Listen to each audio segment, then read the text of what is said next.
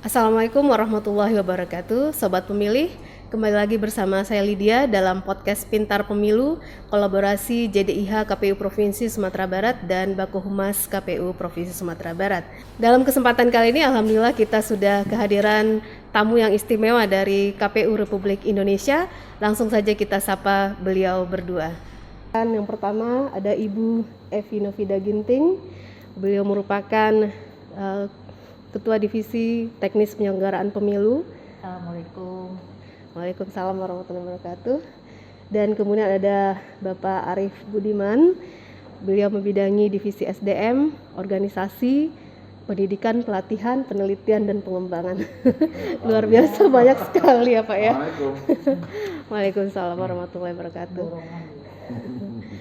Ini kesempatan yang luar biasa bagi kami karena baru pertama ini kita berkesempatan untuk podcast bersama Bu Evi dan Pak Arief, meskipun sudah beberapa kali ke Sumbar ya Bu ya. Iya. Dan tentunya kita lihat sekarang kesibukannya kayaknya belum melambat gitu. Belum. Masih iramanya masih tetap masih tetap padat sekali kayaknya ini ya Bu ya. Dan untuk kalau kita boleh tahu agenda kali ini ke Sumbar berkaitan dengan apa? Dulu saya membayangkan kalau pemilu 2019 sudah selesai, pilkada 2020 sudah selesai, itu bisa kembali normal hidupnya gitu ya. Ternyata enggak juga gitu. Masih sibuk aja. Ya, kali ini kita ke Sumbar melaksanakan tugas sebagaimana perintah dalam undang-undang untuk melakukan proses pergantian antar waktu anggota KPU Provinsi Sumatera Barat. Sebagaimana kita tahu sebelumnya anggota KPU Provinsi Mas Nova Indra almarhum. Nah, kemudian kita melakukan verifikasi dan klarifikasi ke peringkat berikutnya. Nah, karena kita sudah melakukan klarifikasi dan verifikasi, beberapa nama di peringkat berikutnya tidak bersedia atau tidak memenuhi syarat. Nah, ini kita akan lakukan verifikasi ke peringkat berikutnya lagi. Oke, dan itu sampai berapa? Sampai total kita kan ada 10 daftar nama ya. 5 orang sudah kita lantik, kemudian nanti 5 orang berikutnya itulah yang terdaftar sebagai calon pengganti antar waktu. Dan pernah kejadian nggak Pak, misalnya di antara yang 5 berikutnya itu nggak ada satupun yang ada di beberapa provinsi bahkan sampai ke 5 nama berikutnya itu sudah nggak ada yang semua. Ada yang karena faktor tidak memenuhi syarat, ada yang karena faktor tidak bersedia. Ya terpaksa kita akan ikuti mekanisme berikutnya. Kita lakukan proses verifikasi dan klarifikasi serta melakukan fit and proper untuk daftar nama yang pernah mengikuti seleksi di tahap sebelumnya gitu.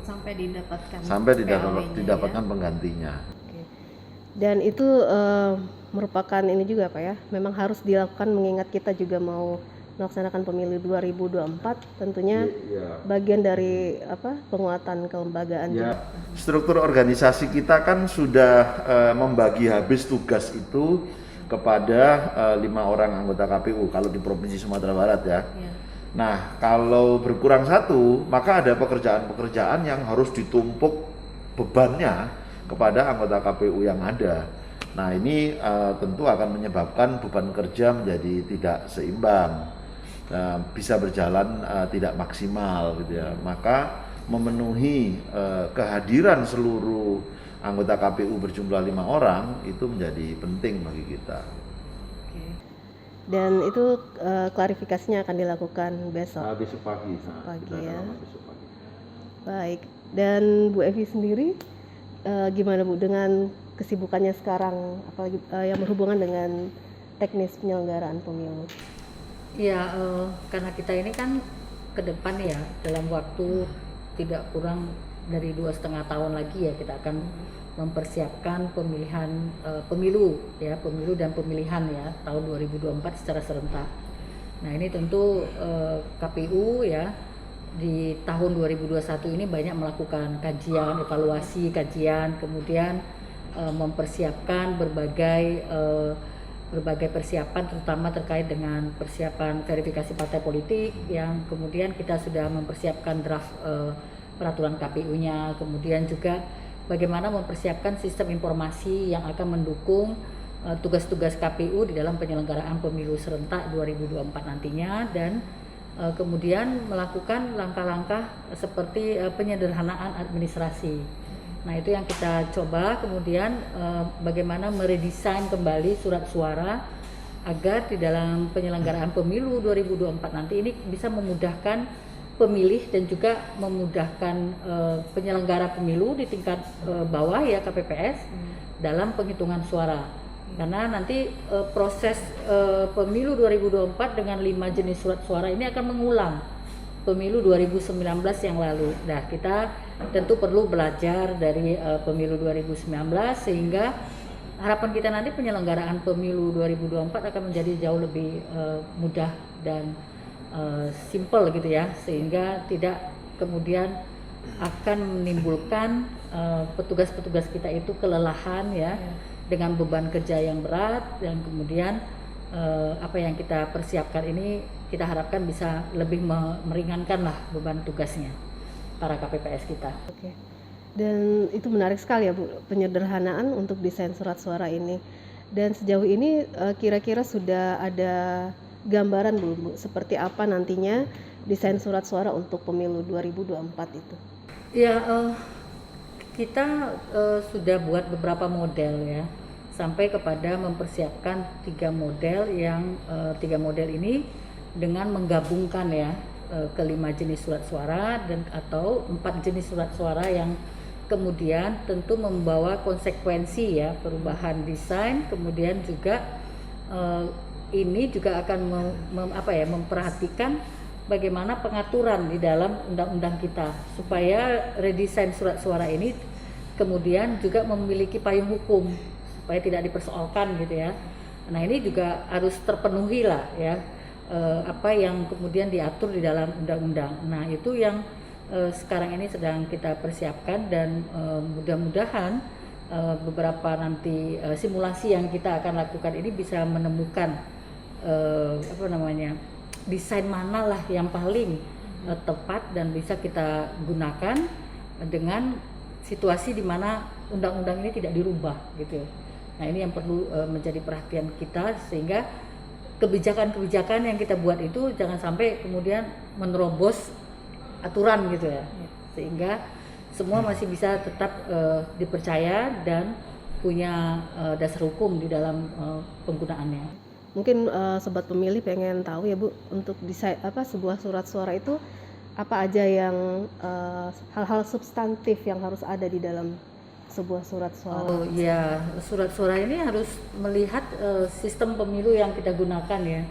Karena sistem proporsional daftar calon terbuka yang kita persiapkan itu kan menginginkan bahwa pemilih itu bisa memilih langsung ya calegnya, calon-calon legislatifnya. Nah, ini konsekuensinya juga perlu di dalam surat suara itu tercantum nama-nama para caleg, para calon ya.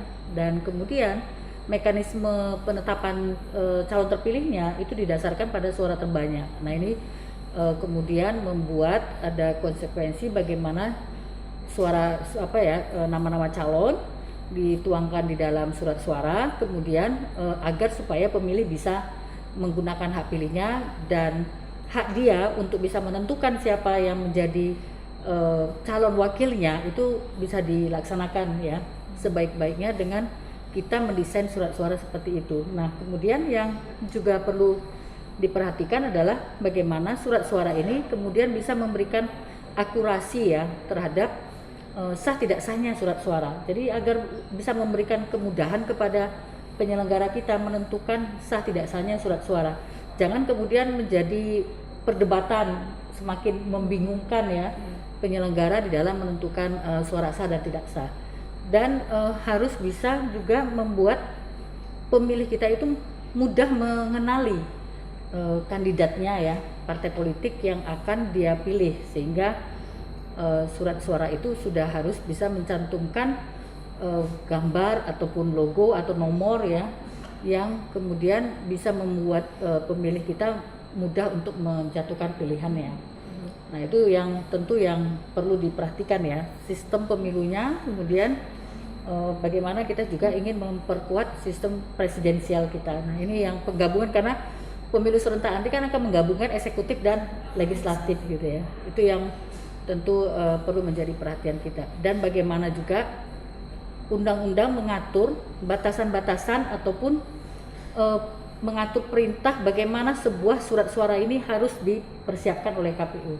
Nah ini yang kemudian membuat ruang bagi KPU untuk mendesain surat suara itu harus bisa mengacu kepada apa yang diatur di dalam undang-undang. Jadi kalau undang-undang tidak mengatur secara detail, kita tentu punya ruang yang lebih mudah ya untuk bisa mendesain.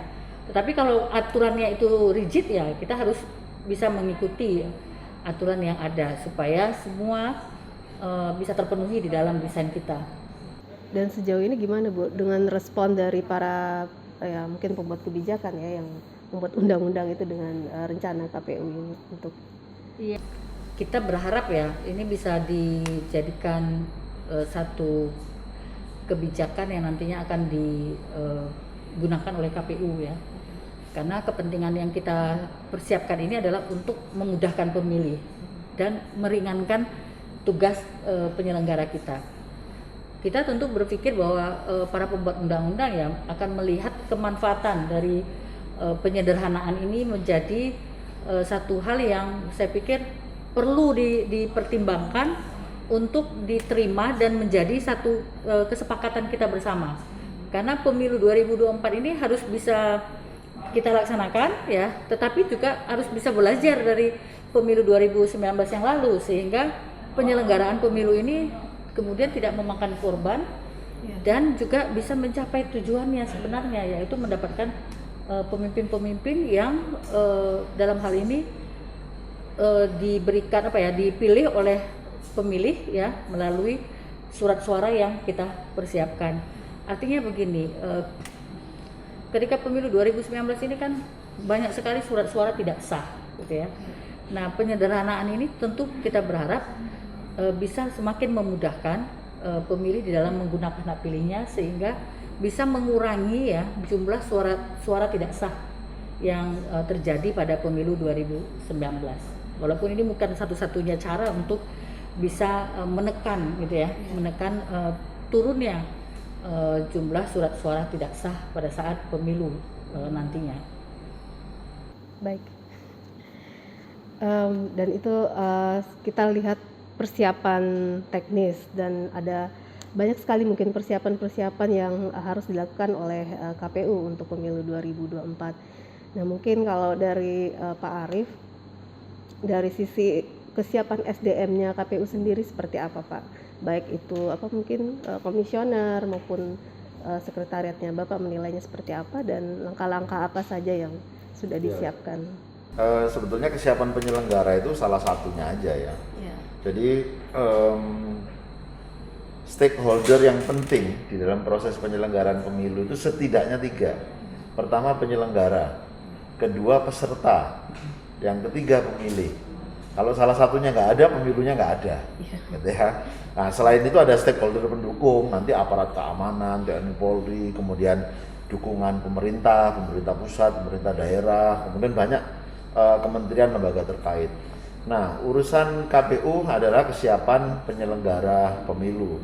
Nah khususnya kalau KPU, karena KPU ini menjadi leading sektor gitu ya di dalam proses penyelenggaraan pemilu, maka dia harus bisa menyiapkan pasukannya dengan baik.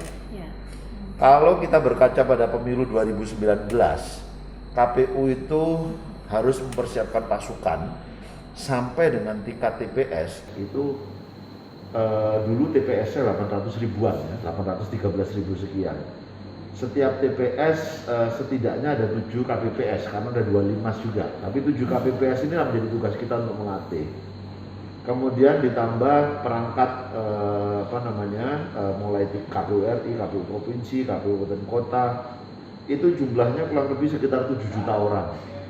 Jadi bayangkan dalam perhelatan pemilu itu pasukan atau orang sumber daya manusia yang harus dilatih itu ada sekitar 7 juta orang. Nah, KPU tentu menyiapkan bagaimana melatih mereka di tiap jenjang. Ya.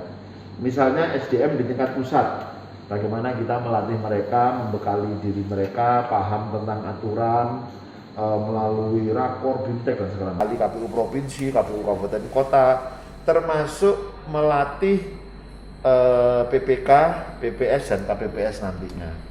Untuk pemilu 2024, kita harus mempersiapkan strategi baru. Ya. Kenapa harus strategi baru? Karena pengalaman Pilkada 2020 ada situasi baru di dalam proses penyelenggaraan pemilu itu, yaitu yang di dalam Perpu itu disebut adalah situasi bencana non alam. Dulu kan kita hanya mengatur bencana alam, jadi ada banjir, ada gempa bumi, ada bencana alam, gitu ya. Nah, sekarang kita menghadapi situasi kemungkinan adanya bencana non alam. Jadi kalau dulu kita melatih orang, kita bertemu, lalu kita ajarkan dengan tulisan, dengan gerakan, dengan praktek. Nah, tapi bagaimana nanti pada saat kita melatih pasukan kita, tapi cara untuk bertemu langsungnya terbatas atau dibatasi. Nah, ini yang sekarang sedang kita rumuskan untuk menyiapkan metode, cara, kemudian alat, termasuk ya penggunaan teknologi informasi dalam proses penyiapan SDM-nya. Jadi nanti kalau mereka nggak ngerti bagaimana cara bertemu dalam misalnya Zoom meeting, itu juga agak rumit, kita harus melatih mereka. Jadi kita punya tantangan tersendiri untuk itu. Nah, mudah-mudahan 2,5 tahun menuju jadwal penyelenggaraan pemilu yang kemarin kita usulkan tanggal 21 Februari 2024 dan 27 November 2024 untuk pemilihan kepala daerahnya. Kita mudah-mudahan bisa mempersiapkan ini dengan baik, dan banyak orang mau dan bersedia menjadi penyelenggara pemilu karena tantangannya ini nggak mudah. Dulu waktu Pilkada 2020 banyak orang juga takut, nanti jangan-jangan ini virus menyebar ke tempat kita dari kita. Tapi kita yakinkan mekanisme, sistem, tata cara yang kita bangun itu akan melindungi semuanya, asal dipatuhi ya, melindungi penyelenggaranya, melindungi pesertanya, sekaligus melindungi pemilihnya. Nah, kalau semua mematuhi tata cara itu, maka tidak ada yang perlu ditakutkan, karena potensi terjadinya penyebaran bencana non alam ini ya, atau penyebaran pandemi virus COVID-19 bisa kita minimalisir. Tentu kita berharap sebelum 2024 pandeminya sudah selesai. Tapi andaikan itu masih ada, KPU sudah punya perangkat atau regulasi untuk menata itu. Nah, kesiapan SDM tentu harus dibarengi dengan kesiapan yang lain. Pertama, kalau kita mau mengukur kesiapan pemilu 2024 adalah regulasinya.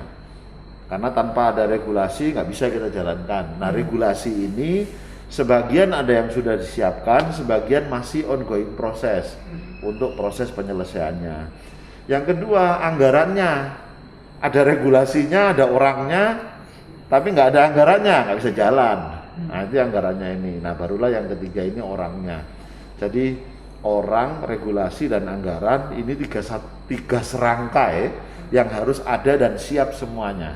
Salah satu tidak ada, maka ini menjadi tantangan dan ancaman untuk kesuksesan pemilu 2024 gitu. Oke, menarik sekali. Dan dari segala dinamika yang kita lihat ya Pak, dari kita mengamati KPU RI itu ya, salah satu yang menarik bagi kami adalah bagaimana komisioner KPU RI itu menjaga soliditas timnya itu. Dari pastinya dalam setiap dalam melaksanakan pekerjaan sehari-hari itu ada gesekan, ada namanya juga kita berinteraksi, itu pasti ada konflik atau apa. Nah, tapi kita melihatnya kalau kita ngeliat KPU RI itu kayaknya solid gitu. Timnya bagus sekali. Dan mungkin Pak Arief dan Bu Evi bisa berbagi kepada kita bagaimana menjaga agar Karena itu penting sekali kan Pak ya dalam penyelenggaraan Baiknya pemilu. Pak Arief dulu karena beliau yang memimpin kita berapa lama ini kan. Ya, saya selalu menyampaikan 3 kata. Saya sering mengatakan ini 3 magic word. Jadi ada 3 kata apa ini ya? Magis, ya gitu ya. Ini 3 kata ini akan punya kekuatan luar biasa kalau kita betul-betul memahami dan mengimplementasikannya. Apa itu? Yang pertama, transparansi. Dalam menyelenggarakan pemilu, semua harus transparan sehingga orang akan percaya pada kita. Kalau orang percaya sama kita, dia akan mendukung kita, dia akan bisa menerima hasil kerja kita. Transparansi bukan hanya untuk keluar kepada orang ya, tetapi di antara kita juga harus saling terbuka. Saya nggak nutup-nutupi kepada Bu Evi. Bu Evi juga nggak boleh nutup-nutupi terhadap saya gitu loh. Apa kerjaannya, apa tanggung jawab kita, transparansi. Jangan ada dusta di Iya. antara kita ya. Yang kedua, Lama. integrity. Iya. Integrity itu artinya ya semua orang mematuhi betul ini aturannya, kita hormat sama aturannya, kita jalankan. Nggak kemudian ngakal-ngakali apa membelokkan aturan misalnya untuk kepentingannya sendiri, tidak. Transparansi, integrity, maka akan muncul public trust. Nah, yang ketiga apa? Yang ketiga adalah quality. Jadi transparansi, integrity, and quality. Apa quality? Quality itu kita mampu bekerja dengan profesional sehingga pemilunya menjadi pemilu yang berkualitas.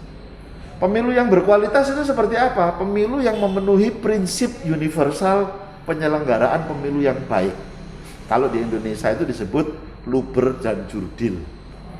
Jadi pemilunya berlangsung secara langsung, umum, bebas, rahasia, jujur, dan adil. Maka menghasilkan quality tadi. Nah, 3 hal inilah yang harus kita jalankan, kita implementasikan. Maka akan tumbuh soliditas, kerja bersama, untuk membuat pemilu kita menjadi pemilu yang dipercaya oleh publik. Jadi jangan kita melanggar 3 hal ini. Transparency, integrity, and quality.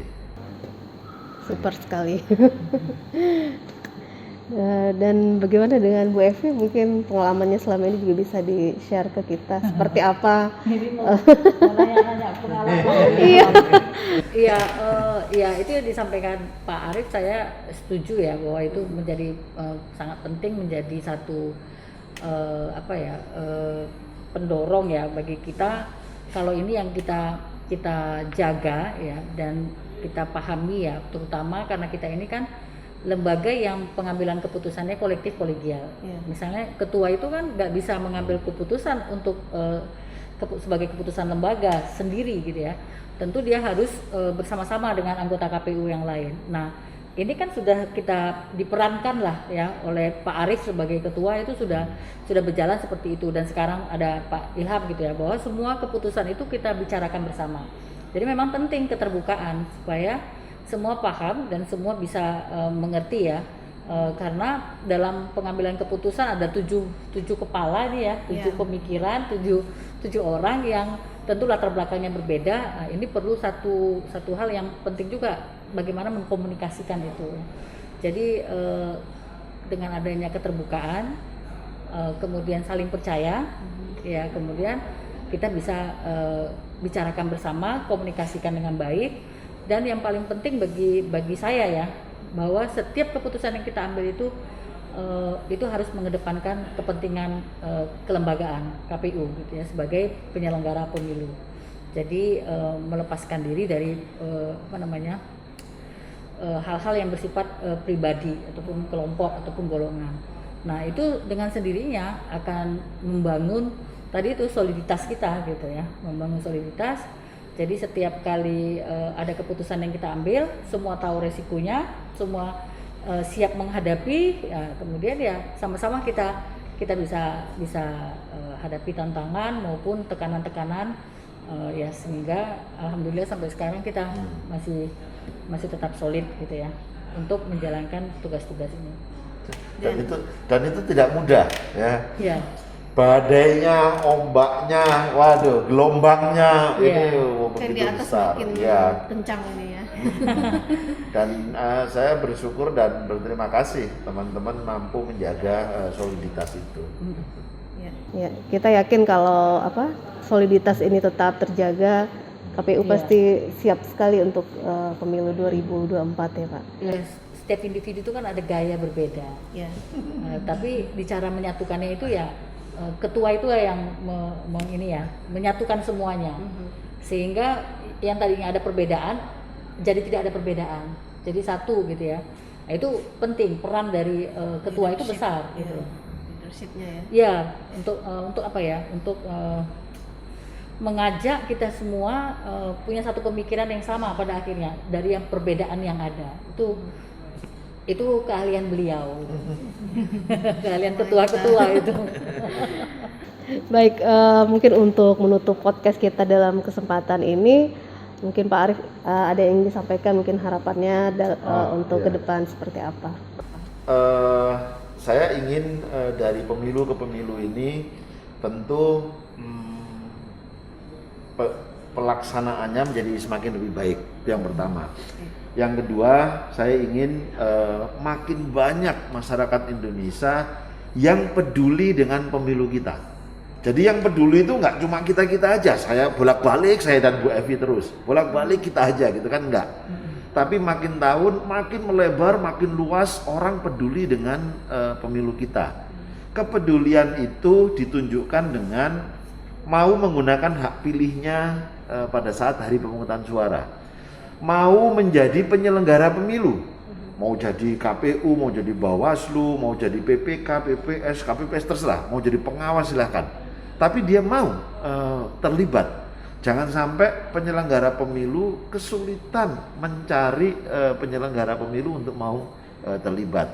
Nah, kalau semua mau terlibat, mudah-mudahan kita bersama-sama kita kawal prosesnya baik, kita dapat pemimpin-pemimpin terbaik, dan cita-cita besar bangsa ini untuk mewujudkan negeri yang adil, makmur, dan sejahtera bisa lebih mudah tercapai karena terpilihnya pemimpin-pemimpin yang baik melalui proses pemilu yang baik. Oke. Dan Bu Evi sendiri seperti apa? Bedanya. Ya, Harus adil saya. kalau saya sih berharap pemilu ke depan itu menjadi mudah ya. Mudah itu bukan hanya kepada pemilih tetapi kepada penyelenggara juga di dalam menyelenggarakan pemilunya.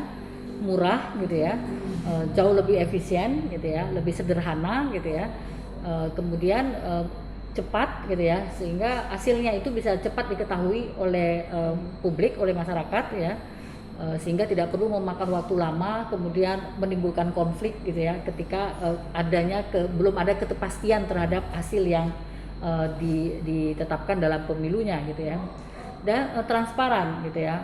Transparan itu semakin derajat ketransparanan itu semakin mendekati pada hari hanya gitu ya. Jadi sebagaimana yang kita siapkan dengan menggunakan teknologi gitu ya. Jadi penghitungan suara itu langsung bisa diakses, diketahui oleh publik gitu ya, dilihat oleh publik hasilnya pada hari H itu juga. Nah, itu kemudian bagaimana juga pemilu itu akuntabel, bisa kita pertanggungjawabkan, bisa kemudian diketahui oleh semua hasilnya, kerja KPU juga, kemudian penyelenggaraan pemilu ini bisa menghasilkan pemimpin-pemimpin yang baik dengan proses yang baik juga dan benar gitu. Mbak Lydia, Ya Pak. Bu Evi itu tadi ngomong pemilu itu harus mudah dan murah ya, bagi siapapun, Ya. peserta pemilunya, penyelenggara Iya. pemilunya, pemilihnya. Saya jadi ingat 9 tahun atau 10 tahun yang lalu ketika saya ikut seleksi KPU RI, makalah inilah yang saya tulis, pemilu itu harus mudah dan murah. Nah, sekarang mau diwujudkan sama Bu Evi dan kawan-kawan ini. Jadi menyelenggarakan pemilu waktu itu saya tulis begini, ibarat pemanah Ya. melepaskan anak busurnya. Jadi sekali busur ini dilepas, begitu tahapan dimulai, maka busur ini tidak akan balik ke belakang. Dia harus terus melaju dan tepat tepat mengenai sasaran. Karena kalau dia melaju dan kemudian tidak tepat mengenai sasaran, pemilunya bisa hancur, pemilunya bisa rusak, yang terpilih bukan orang-orang yang terbaik. Maka cita-cita besar bangsa ini juga tidak akan bisa dicapai. Jadi sekali Anda lepas, maka Anda harus pastikan bahwa dia akan tepat mengenai sasarannya. Itu menyelenggarakan pemilu kita. Baik Pak Arief, sangat inspiratif sekali pertemuan kita pada kesempatan ini. Kami mengucapkan terima kasih atas kesediaan Pak Arief dan Bu Evi untuk podcast kali ini. Sobat Pemilih, demikian podcast kita kali ini. Semoga menjadi inspirasi bagi kita semua. Saya Lydia, kita akan kembali ketemu dalam podcast-podcast berikutnya. Assalamualaikum warahmatullahi wabarakatuh. Nagari kita buktikan di TPS Basah.